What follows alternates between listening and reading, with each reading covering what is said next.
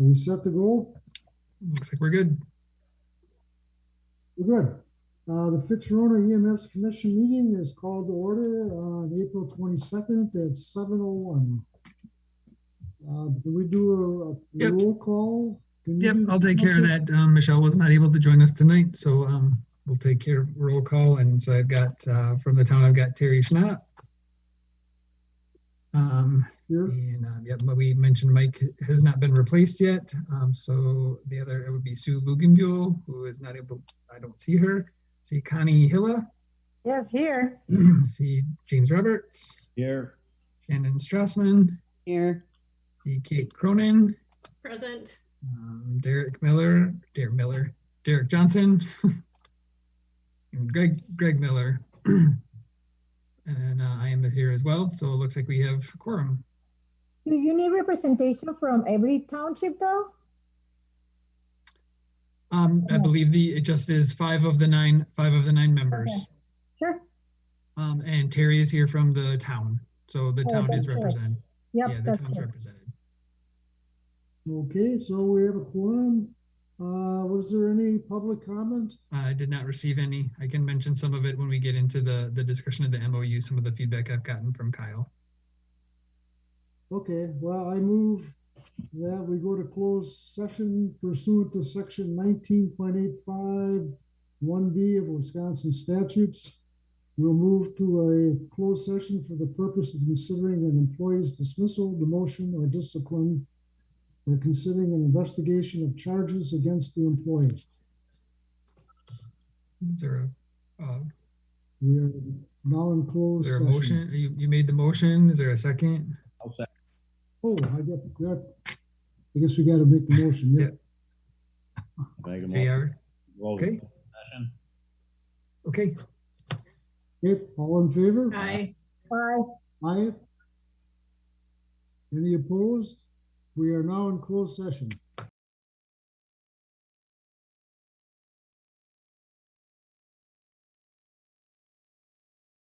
Back at open session.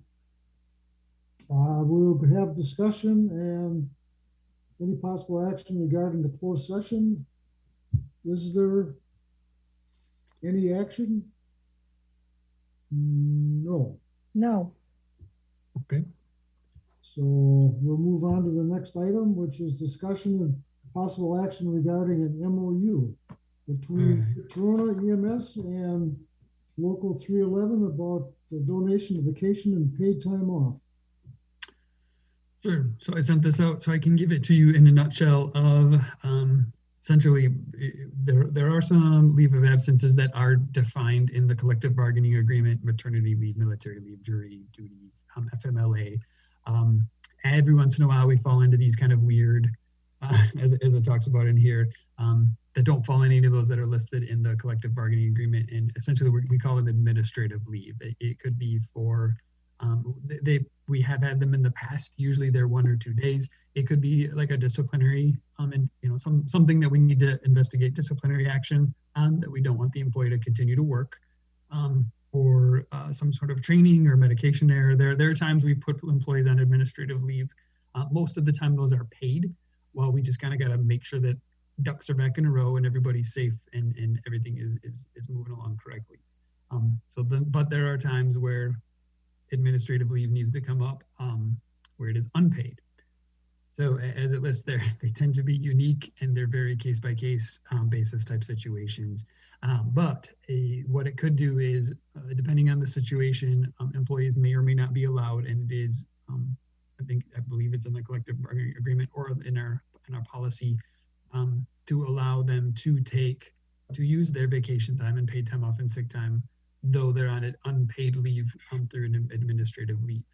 Could be a financial burden, as we've got brand new employees who they can't use it at all in their first 30 days. They only get 144 hours their first year.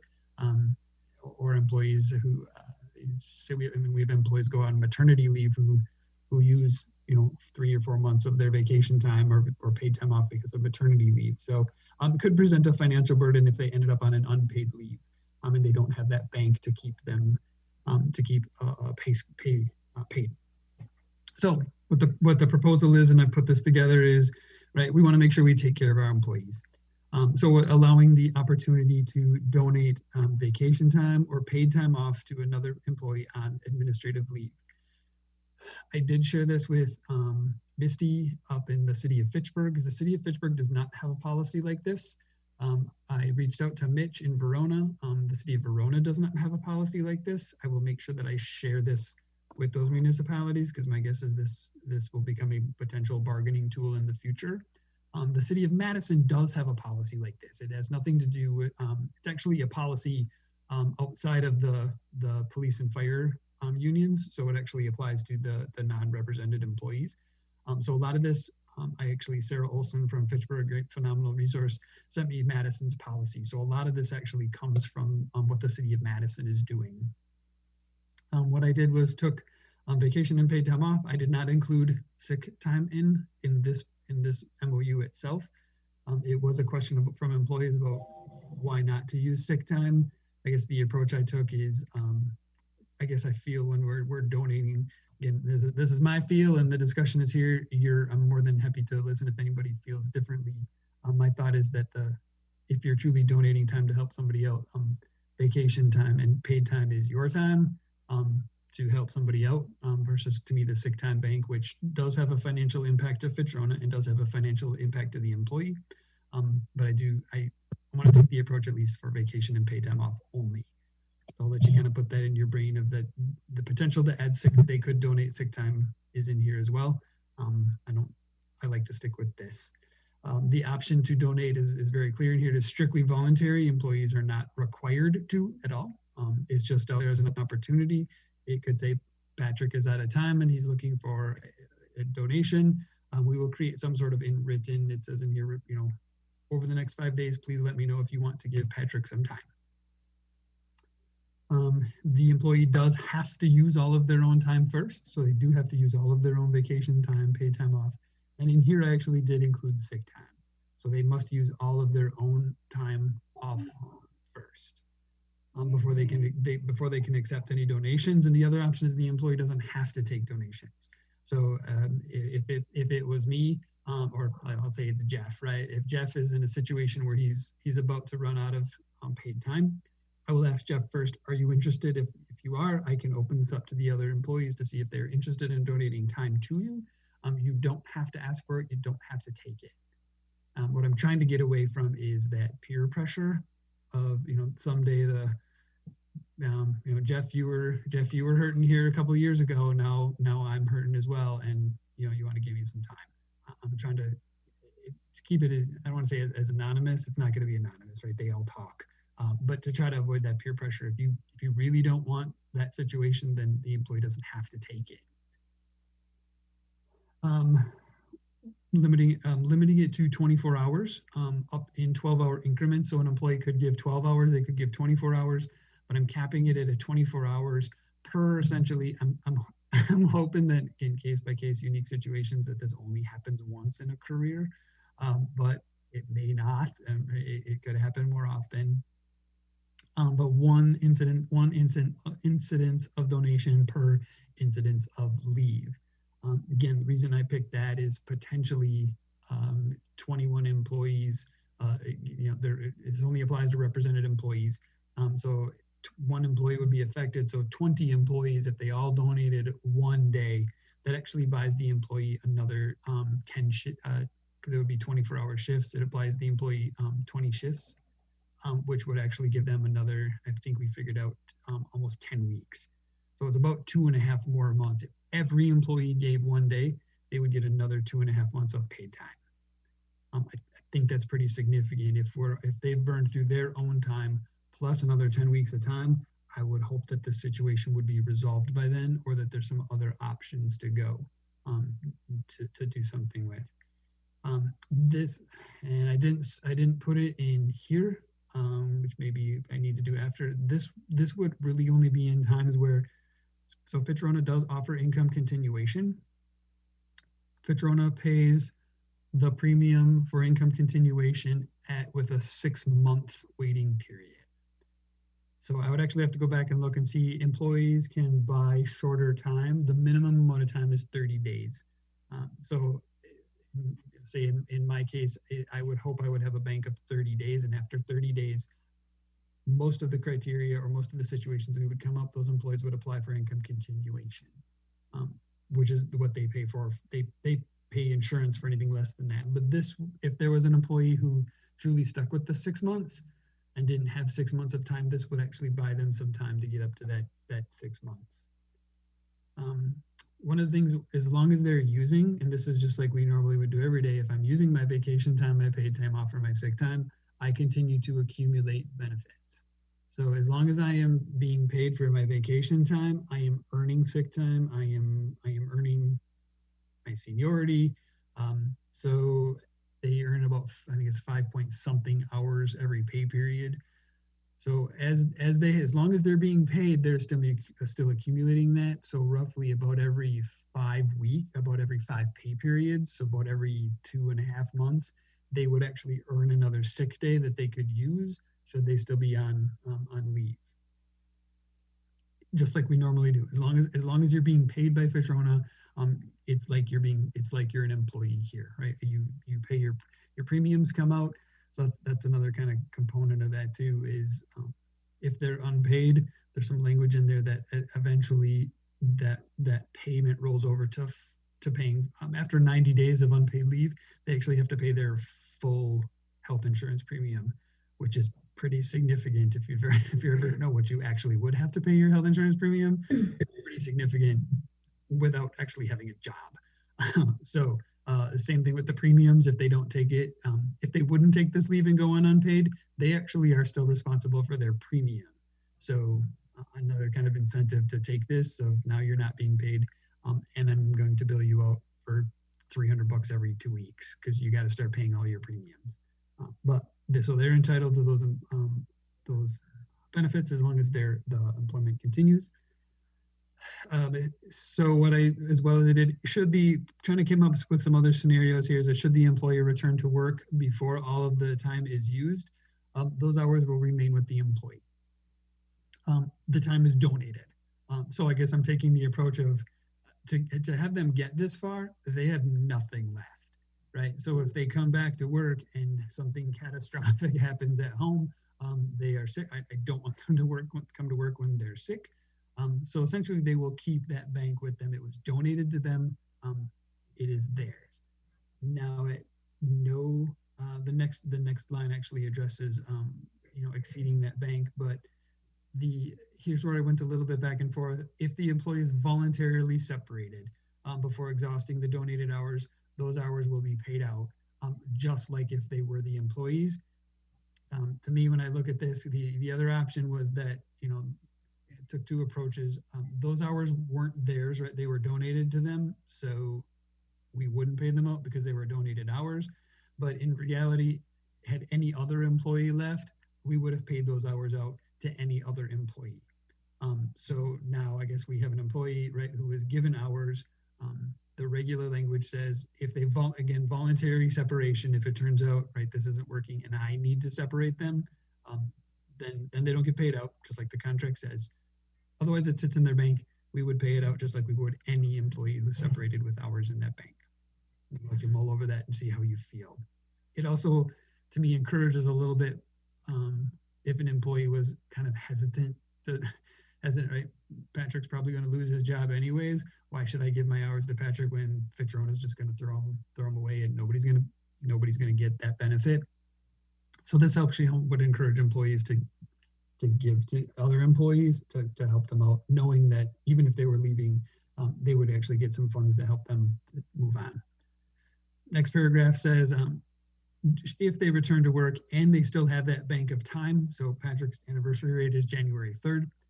So I get 10 hours donated to me or 10 days donated to me, and January 1st rolls around and I would normally get my bank started over again. I don't get my bank plus the hours that were given to me. That's a little over the top. So it specifically says in there, right, I would get fulfilled to what I would have got, but no more. So you don't get, right, 144 hours if that's my cap. I don't get to go to 200 hours. You get your 144 hours, and that includes what was given to you. And then I just wanted to put that last caveat in there, right? Because I always just gotta, I'm sure there's something I'm not thinking of. I'm hoping I don't have to, have to deal with this every single time. But kind of the situation we're dealing with here is and employees on administrative leave, these tend to be, again, very unique and very unprecedented situations. And truly the use of leave actions and donations of time still should be the discretion of myself, which would always bring that to you if I felt that I needed a little bit more input on it. Trying to, again, come up with some different scenarios. And I do believe we came up with a couple of scenarios just talking where truly, though I would need essentially kind of criminal activity where we need to allow that to play out as it would normally play out. But that we probably wouldn't necessarily want to keep them employed. You're right. It was trying to reach out for some stuff, but just that caveat that said, these are still case by case basis. And I think there's times we could not allow this to happen. Thoughts? My thought is there a way to do this by payroll period, one payroll period at a time, so we don't get the, say the 20 shifts covered and it's resolved in a week?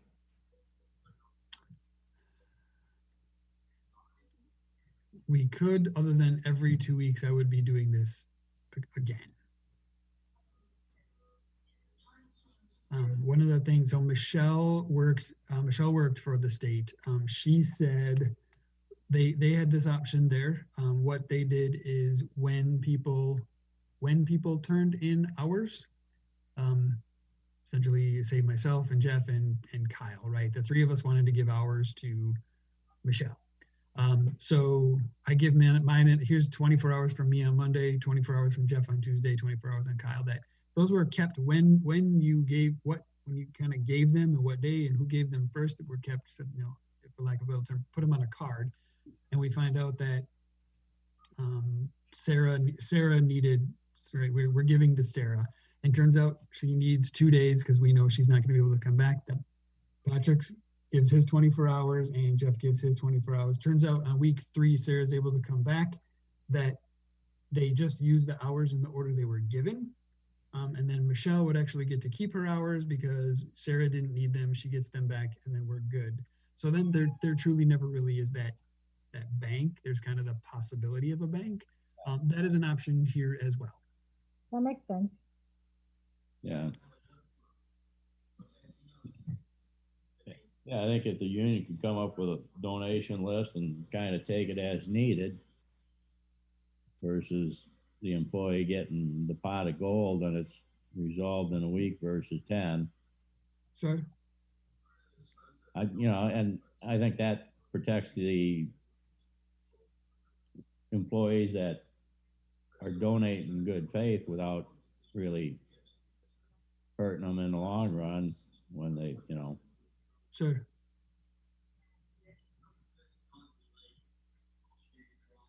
That is an option. I mean, that's an option. And I'm open to it. Really, I was kind of taking the for ease of management, right?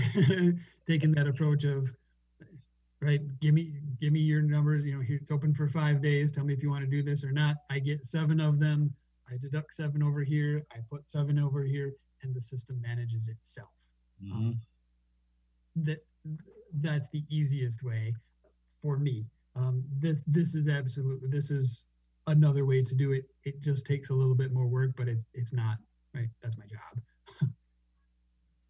Are there any other thoughts from anyone?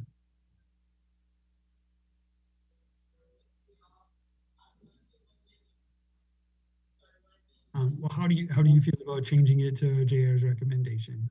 I'm open to that as well. The language would end up being changed to, I'd have to change the language and figure out. Well, I personally, I'd let the union suggest that if that's what they want. The union hasn't seen this, right? They have seen it. I mean, one of the challenges with an MOU is this isn't necessarily a negotiation. This is an offering. Right. Yeah. They have seen it. I did chat with Kyle. I mentioned they had some, I don't want to call them concerns. They were bringing up, why can't we use sick time? why can't we donate sick time? They were looking some other options of things like open-ended trades. So not going to happen, right? I don't know that this employee is coming back. Fitch-Rona is now on the hook for a bunch of time. We're not going to get paid back. They talked about just working in lieu of. Said I'm not taking that approach either. Right? Work is work. You're not. You got to pay people to work. You can't donate. You can donate your time. So they have seen this. I can. My thought is that they would probably be okay with that because it still keeps with the spirit of it. You're donating your time. If it's not used, you get it back. Yeah.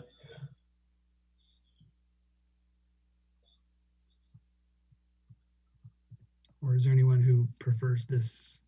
Otherwise, I said I'm open to that as well.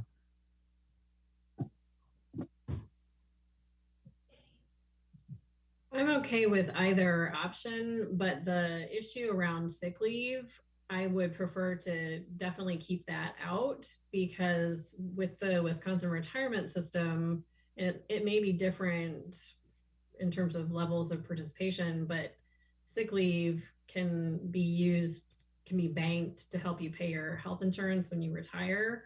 I think that's why keeping that separate is better, and just being able to donate the vacation and PTO Right, is okay. preferable. Sure, and that got brought up on their end as well, because we have the HRA, right? So people who hit their cap at 1296, then at the end of the year we pay half of that out, right into our HR. We have five people who are at that cap. So there is truly, when I say that when you're donating things that aren't, it's not that it's not valuable to you. There are people who are at the top of the top, say, it's not me, right? But say it's at me, and I'm at 1,400 hours a year. So there is a monetary investment for me to give 24 hours to Jeff, because that half of that would have gone into my post-retirement healthcare at the end of the year. We only have 5 employees who are in that. When they separate, the whole 50% of that whole bank is paid into an HRA. So there is, there is some monetariness tied to that. Yeah. There I were guess some- now that I think about it, I actually slightly prefer, Patrick, what you've suggested, just because the donation from someone is truly an act of generosity. And if they get it back, that means that the person that they were donating to comes back with absolutely no leave, no cushion whatsoever, which is a really tough situation to be in if you get sick or something happens and someone donated that to you. Right. And it's going to be used for that purpose to cover a sick day or personal time. So I guess I would lean toward leaving it the way you have proposed it, Patrick. Okay. That was one of the discussions we did have of, say I'm out for 6 weeks, I use my time, right? They donated me right. So I came back to work and everything's gone. And now I get sick. Now I am truly actually on unpaid. Now I am unpaid. And we actually don't even have an option to call in without sick time. Technically that's technically that's actually a fireable offense because you showed up. You didn't come to work you didn't have time off. I mean, it's a stretch, right? I understand situations happen, but that was one of the things we kind of went through of, it's going to take you that 5 weeks, 2, almost 3 weeks of pay period before you even have one more day left. Right. And so once you come back to work, essentially this is over. This is only applying as long as you're on leave. JR, do you have any still like your first idea? Oh, I think we should try to cap it at so much out in advance, not knowing when. I understand giving them something to fall back on should something happen, but you can always do another MOU to boost them up should they need sick time. You don't without knowing what kind of response you're gonna get from the fellow employees as far as donations, I think it's bad to put them 10 weeks out when things might be done in 2 or 3. Sure. You know, I think it'd be nice to have some sort of grasp on how far in the future you go initially and then redo it if needed. And that's the rough, I think a rough part to play of, this is really going to come down to how nice are you to your fellow employees? Uh-huh. There are names where you might get 20 people giving you time, you might get none. Yeah. My personal opinion is we should keep this as simple as we can.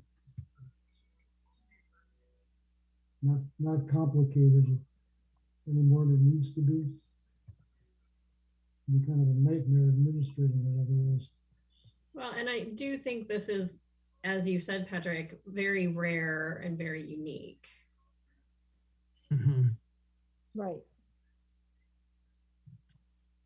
We were trying to come up with some other scenario. The only other scenario we really came out with was, it was my name is the one that got brought up of when I left for my cancer treatments, how many years ago. Unfortunately, I was covered under income continuation. But say I had a spouse, right, who is in that situation. Now I don't believe that's covered under income. I think it is actually under FMLA, but that's only for 12 weeks. So what happens after 12 weeks? Or we have, an employee becomes pregnant and all of a sudden they have complications and they have a premature child and now they're out. They got to stay home for the next 12 months and take care of a child. I mean, that's FMLA, but I don't know that falls under income continuation. So he said, the knock on wood, these are very rare cases, and we got to take care of our employees, but we also got a business to run. Yeah.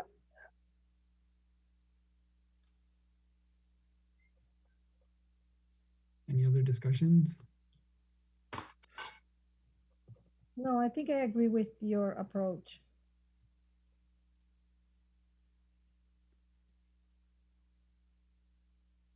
So how do you want to proceed? You want us to make a motion? You want to?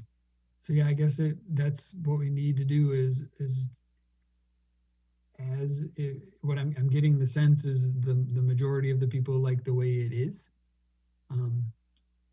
So I guess it would be a motion to pass it as it is, or if you truly want to amend it, we need to amend it and pass it that way. Okay, is there any further discussion or entertain a motion? So I will make a motion to approve the MOU as presented. Is there a second? Connie seconded. Any further discussion? If not, all in favor of approving the MOU as written, signify by saying aye. Aye. Aye. Any opposed?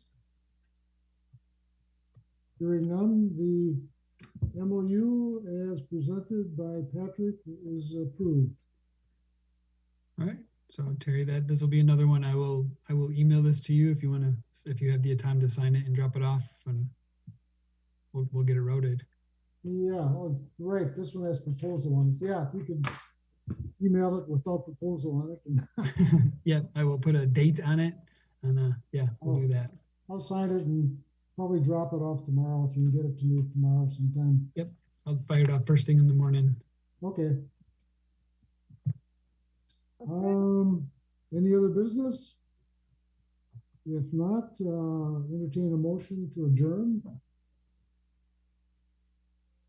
Move to adjourn. Okay, a second. Second. All in favor of adjourning, signify by saying aye. Aye. Aye. Aye. Opposed? The meeting is adjourned. Thanks. Thank you very much for your giving us a little extra time here to meet on another week to come in and talk about this assignment. It's very appreciated.